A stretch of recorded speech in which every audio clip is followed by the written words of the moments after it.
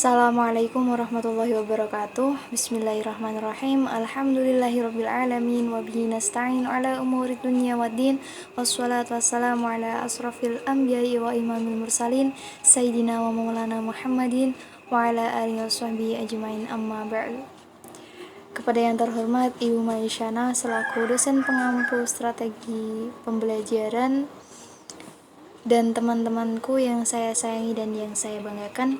Di sini saya Aina Rizky dengan NIM 20103100039 akan menyampaikan penjelasan mengenai teknik penilaian dalam strategi pembelajaran siswa MISD.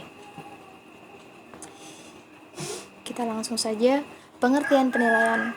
Penilaian merupakan rangkaian kegiatan untuk menentukan pencapaian kompetensi siswa terhadap suatu mata pelajaran, diawali dengan melakukan pengumpulan data, pengumpulan contoh, dan pencatatan amatan yang dilakukan dengan sengaja, sistematis, dan berkelanjutan, serta digunakan untuk mengetahui penguasaan siswa. Kemudian guru membuat simpulan, pemaknaan, pengambilan keputusan berdasarkan data, contoh, dan hasil pengamatan. Langkah terakhir, guru membuat laporan hasil penilaian. Tipe-tipe penilaian. 1. Penilaian kelas. Penilaian kelas yang disebut pula dengan penilaian penempatan atau placement assessment merupakan tes yang diadakan pada 2 minggu pertama dalam semester dan dirancang untuk mengukur keterampilan dasar siswa. 2. Penilaian diagnostik merupakan bentuk penilaian yang digunakan untuk mengidentifikasi kekurangan masing-masing siswa dalam pembelajaran. Yang ketiga, penilaian formatif merupakan bentuk penilaian yang digunakan pada saat materi pelajaran sedang diajarkan dan pada dasarnya digunakan untuk memberi masukan kepada guru mengenai perkembangan kegiatan pembelajaran. Lalu ada penilaian sumatif, yakni dilaksanakan pada masa akhir pembelajaran untuk menentukan tingkat kompetensi siswa terhadap seluruh materi pembelajaran dan kenaikan kelas. Tujuan penilaian. Tujuan penilaian pembelajaran ialah untuk mengetahui efektivitas proses pembelajaran yang dilakukan oleh guru terhadap peserta didik. Apa saja tujuan penilaiannya? Tujuan penilaiannya yakni 1. Untuk mengetahui tingkat pencapaian kompetensi siswa. 2. Untuk menentukan posisi dan penempatan siswa dalam pembelajaran sesuai dengan potensinya. 3. Untuk memperoleh umpan balik atau feedback bagi perencanaan atau pengembangan program pembelajaran. 4. Penilaian kelas yang disusun secara terencana dan sistematis oleh guru memiliki fungsi motivasi, belajar tuntas, efektivitas pengajaran, dan umpan balik. Fungsi penilaian yakni sebagai motivasi, sebagai belajar tuntas, sebagai indikator efektivitas pengajaran, dan sebagai umpan balik. Prinsip penilaian kelas ada 2, yakni prinsip umum dan prinsip khusus. Prinsip umum terdiri dari 1. Validitas, 2. Reliabilitas, 3. Adil dan objektif, 4. Kontinu atau terus-menerus, 5. Komprehensif atau menyeluruh, 6. Praktikabilitas, 7. Ekonomis, 8. Terfokus pada kompetensi, 9. Mendidik, 10. Transparan, dan terakhir bermakna. Adapun prinsip khususnya, 1. Apapun jenis penilaiannya harus memungkinkan adanya kesempatan yang terbaik bagi siswa untuk menunjukkan apa yang mereka ketahui dan pahami, serta mendemonstrasikan kemampuan yang dimilikinya. 2. Setiap guru harus mampu melaksanakan prosedur penilaian berbasis kelas dan pencatatan secara tepat prestasi yang dicapai siswa, sehingga siswa dapat memahami dengan baik dan benar. Teknik penilaian pada kurikulum KTSP dan kurikulum 2013. Penilaian pada kurikulum KTSP, aspek yang diukur dalam penilaian berbasis KTSP mencakup penilaian proses dan hasil belajar yang meliputi 1. Aspek kognitif, 2. Aspek psikomotorik, 3. Aspek afektif. Aspek kognitif meliputi tingkat kognitif berpikir, yaitu pengetahuan, pemahaman, aplikasi, analisis, sintesis, dan evaluasi. Lalu aspek psikomotorik meliputi keterampilan atau praktik. Lalu ada aspek afektif, yakni kompetensi yang berkaitan dengan sikap, tingkah laku, minat, emosi, dan motivasi, kerjasama, koordinasi dari setiap peserta didik. Adapun teknik penilaiannya. Teknik penilaiannya yakni tes tertulis, penilaian kinerja atau performance assessment, 3 penilaian produk, 4 penilaian portofolio, 5 penilaian sikap, 6 penilaian diri, dan 7 evaluasi hasil belajar. Penilaian pada kurikulum 2013. Fokus penilaian pada kurikulum 2013 adalah keberhasilan belajar siswa dalam mencapai standar kompetensi yang ditentukan. Standar kompetensi yang ditentukan ialah penilaian sikap, penilaian keterampilan, dan penilaian pengetahuan. Dalam implementasi kurikulum 2013 sendiri, guru sangat dianjurkan untuk mengutamakan penilaian unjuk kerja. Dari sinilah kita dapat melihat bahwa penilaian belajar siswa bersifat menyeluruh, tidak melulu tentang pengetahuan, melainkan dari aspek sikap dan keterampilan. Dengan demikian, siswa dapat berkembang secara utuh.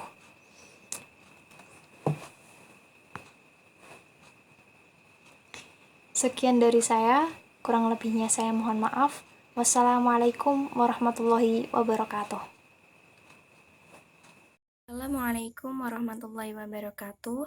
Alhamdulillahirrabbilalamin. Wabihi nasta'in wa ala umuri dunia waddin. Assalatu wassalamu ala asyrafil anbiya'i wa imamil mursalin Sayyidina wa maulana Muhammadin amma ba'd. Yang terhormat Ibu Maisyana MPDI selaku dosen pengampu mata kuliah Strategi Pembelajaran MISD. Di sini saya Khairunisa Nursani akan mempresentasikan tentang teknik penilaian. Yang pertama yaitu pengertian penilaian. Penilaian merupakan rangkaian kegiatan untuk menentukan pencapaian kompetensi siswa terhadap suatu mata pelajaran. Diawali dengan melakukan pengumpulan data, pengumpulan contoh, dan pencatatan amatan yang dilakukan dengan sengaja, sistematis, dan berkelanjutan, serta digunakan untuk mengetahui penguasaan siswa. Kemudian guru membuat simpulan, pemaknaan, pengambilan keputusan berdasarkan data, contoh, hasil pengamatan. Langkah terakhir, guru membuat laporan hasil penilaian. Yang kedua yaitu tujuan dan fungsi penilaian. Adapun tujuan penilaian yaitu yang pertama, penelusuran, yaitu untuk menelusuri agar proses pembelajaran anak didik tetap sesuai dengan rencana melalui penilaian sepanjang semester agar memperoleh gambaran tentang pencapaian kompetensi siswa. Yang kedua yaitu pengecekan atau checking up, untuk mengecek kelemahan-kelemahan yang dialami anak didik dalam proses pembelajaran. Yang ketiga yaitu pencarian atau finding out, untuk mencari dan menentukan hal-hal yang menyebabkan terjadinya kelemahan dan kesalahan dalam proses pembelajaran. Yang keempat yaitu penyimpulan atau summing up, yaitu untuk menyimpulkan apakah anak didik telah menguasai seluruh kompetensi yang ditetapkan dalam kurikulum atau belum. Fungsi penilaian. Adapun fungsi penilaian terhadap pembelajaran yaitu sebagai berikut. Yang pertama, fungsi motivasi, fungsi terus belajar tuntas, fungsi penilaian sebagai indikator efektivitas, dan fungsi umpan balik. Yang ketiga, prinsip penilaian kelas. Prinsip penilaian kelas, prinsip umum penilaian kelas yaitu validitas, reliabilitas, adil dan objektif, kontinu atau terus-menerus, konferensif atau menyeluruh, praktikabilitas, ekonomis, terfokus pada kompetensi, mendidik, transparan, dan bermakna. Adapun prinsip khusus penilaian kelas yaitu pertama, apapun jenis penilaiannya harus memungkinkan adanya kesempatan yang terbaik bagi siswa untuk menunjukkan apa yang mereka ketahui dan pahami, serta mendemonstrasikan kemampuan yang dimilikinya. Kedua, yaitu setiap guru harus mampu melaksanakan prosedur PPK dan pencatatan serta tepat prestasi yang dicapai siswa, sehingga siswa dapat memahami dengan baik dan benar. Yang keempat yaitu ragam penilaian. Adapun ragam penilaian kelas yaitu yang pertama, penilaian diri. Penilaian diri merupakan suatu metode penilaian yang memberi kesempatan kepada siswa untuk mengambil tanggung jawab terhadap belajar mereka sendiri. Yang kedua yaitu penilaian kinerja. Penilaian kinerja merupakan bentuk penilaian yang menuntut peserta didik mempraktikkan dan mengaplikasikan pengetahuan yang sudah dipelajari ke dalam berbagai macam konteks sesuai dengan kriteria yang diinginkan. Yang selanjutnya yaitu penilaian proyek. Penilaian proyek adalah penilaian terhadap tugas yang harus diselesaikan dalam waktu tertentu. Penilaian proyek dilakukan mulai dari pengumpulan, pengorganisasian, penilaian hingga penyajian data. Yang keempat yaitu penilaian portofolio. Penilaian portofolio merupakan penilaian berkelanjutan yang didasarkan pada kumpulan informasi yang menunjukkan perkembangan kemampuan peserta didik dalam satu periode tertentu. Informasi tersebut dapat berupa karya peserta didik dari proses pembelajaran yang dianggap terbaik, hasil tes bukan nilai atau informasi lain yang relevan dengan sikap, keterampilan dan pengetahuan yang dituntut oleh topik atau mata pelajaran tertentu. Yang kelima yaitu penilaian produk. Penilaian produk merupakan bentuk hasil akhir secara holistik dan analitik. Penilaian produk dimaksudkan meliputi penilaian atas kemampuan peserta didik menghasilkan produk seperti makanan, pakaian, hasil karya seni, dan yang lainnya. Yang keenam yaitu penilaian tertulis.